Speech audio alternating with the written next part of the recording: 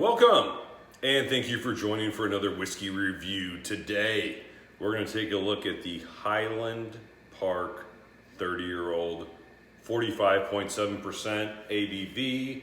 Dustin, you were lucky enough to find not one, not two, but three of these beauties at a reduced cost in Kentucky, and you gave me a call and said, Mike, I'm going to buy 3 Highland Park 30s for a reduced cost. You want one? I said. Give me a number and put it in my PayPal. Give me a number and I'll put it in my PayPal. HP 30, 45.7% ABV. Look at that beautiful color. Look at this beautiful bottle. Now, I'll let you pour it, my friend. We're going to do these in Capitas. I don't often use my Capitas for whiskey reviews just because I've been consistent with the Glencairns, but you know, this is a 45.7, and I feel like the Capita condenses the flavors and the smells. Not the flavors, the smells of the whiskey. So I prefer to do things that are 46% or under in these Capitas going forward. And Dustin's getting himself a mouthful. You know what? I think I gave you more of this one the last 2 times we drank it, so this time I get more. Yes. So HP 30, this isn't the newest bottle. This isn't the 2019 rebottling. That's, I believe, at 46, if I'm not mistaken. It's one of the older bottles, not the 48.1, but the 45.7. I think this is the 2016-2017 release, if I'm not mistaken. Natural color. Beautiful, beautiful whiskey here. I brought you guys the 25 a couple of times, the 45.7. I have the 48.1. 25 I want to bring to you soon, as well as the 1821. So if you're a regular to my channel, you know I'm a Highland Park fan. I'm a huge Highland Park fan. Dustin, I know you're a fan of the distillery as well. And you know, the second oldest bottle, and they regularly bring us this 30, was eluding not only my whiskey collection, but my YouTube channel as well. So Dustin, you solved both of those problems for me. Thank you. So we've been drinking on this the better part of the day, and we want to bring it to you guys. Beautiful, beautiful color. Now, Highland Park 30, as it differs from the 25, these are all refill casks, where Highland Park gradually puts more and more first fill sherry as the age statements go up. So the 18 has more than the 12, and the 21 has more than the 18, and the 25 has more than 21 as far as first fill sherry. Now, when you get to the 30, it gets too oak driven for Highland Park and their, I guess, mandate on balance, if you will. So this one's all second fill casks, mainly sherry casks. There might be some bourbon casks that you think they're all sherry casks. A little bit of research. I read all, but you know what?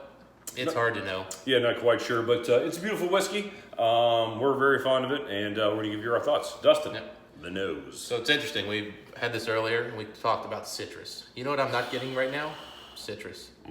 I am back to more dark berries, and I'm getting lots of sweetness, dark sweetness, dark honey. Earlier I was getting light honey. I'm getting dark honey now. It bounces. It really does. Smells a lot higher than the 45.7% ABV. Yeah, I mean, the nose is just explosive on here, and it's still in a Glencairn, it's still explosive. Still explosive. Again, I want to condense a little bit more in these Capitas, a little more narrow of a funnel, but... Raspberry and blueberries, I think, now that I'm really getting into this, Mike. Yeah, there is a lovely, lovely candied orange.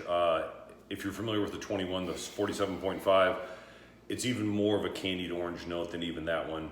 No doubt gained by the extra 9 years of maturation. Yeah, I'm actually even starting to get a little bit of chocolate right now. The berry note is very prominent. Yep. To me, it is both raspberry and blueberry with a slight cooling mint note. Not mint, not like a spearmint that you would actually take, but if you're familiar with, say you go to get a creme brulee, not at just any place, but at kind of at a high-end restaurant where it's going to, cost you $20-30 just for the creme brulee. They put a nice little mint garnishment that you're not meant to eat on that, and I'm getting that raspberry, blueberry, and garnishment mint on a fancy creme brulee. And then the next thing I'm starting to get here, Mike, is just oak. There is, and my guess is, and it doesn't say anywhere, but my guess is these are European oak casks. These aren't American sherry casks. These are, or at least they're heavily European oak, where you get more of that spiced, older oak. An old, rich, dense vanilla. Oh yeah. There is heavy vanilla here. The vanilla note on this is so candied. It's almost like the trees themselves were old, despite the fact that they aged it for 30 plus years in the casks. It's like the trees must have been 100 or 200 years older than some of the other trees they used to make the staves of the cask. And I mean, I'm almost getting like a cough syrup and oak, just kind of like hybrid. Like they just, you soaked like that old, that's like that purple medicine you had as a kid. But if you put that on oak and let it soak in for like a couple years and then you brought it back out, it's there. It's probably the berries we're talking about already, but it's just, it brings me back to like just all of these like candied fruits as a kid, different. Some confectionery. It's stuff, I haven't had as an adult in years, and it's just like, oh. There's little candied lemon wedges. It's like the gummy type, gummy type candy, and it's just covered with sugar. Those lemon wedges, you get that. I mean, it's a very confectionery sweetness to it as well. Now, tell me if you're getting this, but we drank the first glass of this outside, Mike. And then we drank one inside. Yeah. Now we're drinking one now. Yeah. When I drink it outside, I got more citrus and I got more lightness. Drinking it inside, it's darker. And more candied. Yeah, darker. More sugary. I don't want to say dank because it's not that. It's not like Dunnage Warehouse. It's vibrant still, but it's darker fruits. So say this is, the 2016, 2015 bottling. I mean, you're talking 80s whiskey here. Yeah. I mean, it's old, it's elegant, and it smells like it. Well, I mean, we're 2020. If you go back 30 years, you're talking 1990, and this is, a couple years older. This is definitely not the newest bottling. Yeah, the candied sweetness on this is just amazing. I really am a huge fan of the HP 25. I mean, I love that sherry punch. I love that sweetness, but this is sweetness that isn't manufactured in any way. And I know that kind of sounds silly comparatively, but it almost makes me think that the 25 is a bit of an overcoat with that sherry as it compares to this, and this really lets the great Highland Park spirit shine. Oh man, what are you picking up on the palate, man? So the first thing I got to go back to the 47.5 Highland Park 25 year. When I drink that with my 45.7. 45.7. Yeah. When I go back to that whiskey, it has oak that's very heavy on it, and yet it's a little bit. So it's slightly off-putting when you're thinking about a perfect balanced whiskey. This is completely the opposite. The oak on here is a little spicier, it's richer, and the oak is adding smoke, it's adding spice, it's adding this incredible elegance, and then it's just balanced flawlessly with the heavy vanilla, slightly citrus, and then you're getting a little of that berry notes, the raspberry. And I'll tell you what, Mike, this is the boldest, most flavorful sub 46% whiskey I can ever imagine drinking. I've never anything like it. No, there's something to be said about age, and true age. 3 decades of age at least. Highland Park's all about balance. I love that about them. I mean, some are a little high on this, a little low on this. They move around. I've had the Highland Park 40, the 47.3. I think as far as balance, this is truly the apex of what this distillery can do. Now, I often thought the 21 gave me probably the best version of what Highland Park was from a distillate perspective. See that? I mean, the oak has definitely gotten stronger in 30 years. But this one now has taken the 21's place. And I'm a fan of the 25. The 25 is one of my favorites. I have the cash strength version, the 48.1, the 45.7. It might be the only whiskey you've actually done a re-review on the channel. Probably so. Yeah. I'll do another one. But this one here is a perfect, balanced Highland Park. There's smoke. But there's not only peat smoke, there's wood smoke. I think it's 80% wood smoke, 20% peat. Agreed. And there is a slight earthiness at the it's near the end, it's not at the end. It's like, as the finish starts, I get a little earthiness from the peat, and then it goes away, and then I get smoke from it, and that goes away, and then I get wood smoke. I mean, I can distinctly pick them up, but it's really hard to find it. Complexity, balance. Yeah. Now, I will say this. For me, and I think we may disagree on this one, for me, this is vanilla and sherry sweetness up front with a slight bias towards the sherry. Are you in agreement, or do you think it's slightly less on the sherry? Well, I know this is all second fill sherry, and I was surprised how heavy the sherry influence was based on the fact that it was all second fill sherry. Yeah. I was expecting less. I don't think you got anything in that. No, I got more. And that just goes to show you, you leave it in wood long enough, it doesn't have to be first fill. It might get too tannin rich. But if you leave it in a nice second fill cask and let it sit there for 3-4 decades, it can just do magic for you. Yeah, when you're looking at this color and you're looking at the flavors we're getting, these were casks probably used to finish something for 2 to 5 years. These weren't the casks they used in the 12 years, and then they brought them over. These were not tired casks. These, I mean, again, this goes back to, you know, what I've always, I guess I didn't expect, and it was a little added bonus to older whiskeys. When I say older, 25, 30, 35-year-old whiskeys, is they can be really poppy as far as, you know, the strength of not only the nose, but the taste. Clearly 30 and 35. Yeah. I felt that way about those whiskeys. I feel that way about this whiskey. I'm shocked how much you get as far as vibrancy out of this old of a whiskey. Yeah, I mean, that just tells you good casks. And you just added water here, Mike, and it may have gotten better on the nose, which again, we're at 45.7 here, guys.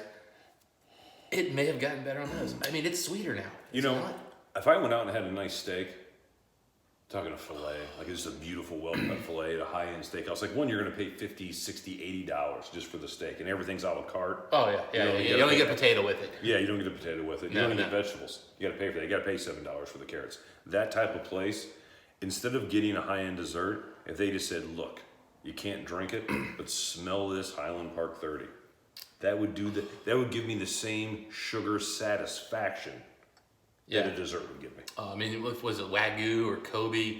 Like where it's got that almost like Kobe sweetness. beef, yeah, Kobe beef. Well, both of them, I think they're both. I think one's just U.S. like a equivalent or something. But if you get that, like where it gets that sweetness on the steak, if you could smell the steak, like bison. Oh yeah. We slow cook it, let it really slow cook so you keep. Bison has a sugary sweetness yeah. too compared to cow beef. If you don't know what I'm talking Yeah. about. No, if you do that, I mean, and then you were to nose this while eating that, oh my goodness, Mike, that would be heaven. Yeah. You know what? The mash of it would be. You know what's sad is, I mean, this is priced where you can't do it, but this would just be a delicious whiskey to drink while you're eating a high-end piece of meat. Oh, for sure. I mean, thank goodness you got such a good deal on them. And, Yeah. and thank goodness, you know, you went into a place and the guy was just going through some scenarios and he was like, "Hey, by the way, in the back, I got a bunch of Highland Park 30s. I'll sell to you for a greatly reduced cost." He goes up here, I'll give you the first one from cost and the next two for this. And I'm like, here's my wallet. What do you need? What's that mean? Shut up and take my money? Yeah. Shut up and take my money. Mike, no, literally, the guy goes out, he brings them back. He goes, "Now remember, this is, once you buy this, you're stuck with it. No take-backs." Stuck with it. Yeah, he's like, "Inspect," and so I'm like sitting there going, "Why have you not rung my credit card up?" I'm getting nervous. You're gonna say no to this price. Again, shut up and take my money. Yes. No take backsies. No trade backsies. No, I'm like, and you can't get these back either, sir. Yeah, we're not trading garbage pail kids here. We're trading 30-year-old Highland Park single malt Scotch whiskey. Yeah. God, great whiskey. Oh. And again, anybody, if this is the first time you're stopping by my channel, thank you and welcome. But we do plenty of really nice whiskeys here, and this one really is a standout, even amongst the nice whiskeys that we have on a regular basis, Dustin. So I just went back in for the taste, and I gotta say, Mike, water did not help this whiskey. The sweetness has come down. The oak spice and all that fieriness still there. The finish is gorgeous and it's long. I'm still getting heavy vanilla with oak tannins and it's gorgeous, but I did lose a little bit. Now on the nose, it was even sweeter with water, so it was different. I don't know better, but it was different. Yeah. I lost a little bit of complexity on the nose, maybe. I definitely lost some complexity on the palate, but it's still a beautiful whiskey, even a couple drops of water. But keep in mind, this is 45.7, so it's not a high ABV whiskey. It's a not low, it's a medium. I consider 45, 46 medium. I can consider 48 getting high. I consider 48 high medium. 50 and over is high. I mean, I think that's the way the industry is. For me personally, I think 48% is a good sipping whiskey where I don't need to do anything with it. You get over 50, Mike, and I like a drop of water now and then. Not at first. No, not at first. But I do like once I figure out the whiskey, 9 times out of 10, I like a drop. Just a drop. Under 48, I tend to start thinking we're getting thin. And, But what's amazing about this, even with the water, it is still incredibly this is more flavorful than most 50% whiskeys I've had. We're not just talking about quality good. We're talking like it punches. And you know what, Mike? I get a little bit of an alcohol burn when you first pour these.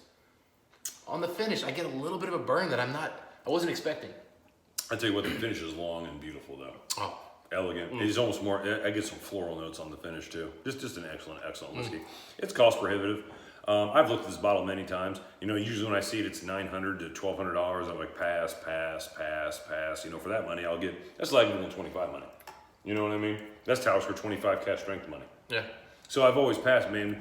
You called me up and you told me you could get 3 of these for a great deal. I was happy to have one of them for you. I appreciate you extending that offer to me. Am I wrong? Salted vanilla and caramel at the end now. There is some caramel, you're right. Like I wouldn't get it before. Now there's caramel now coming out. God. Seriously. Thank you. So here's the question, man. Where do you rate this at? Because I'm between 2 scores.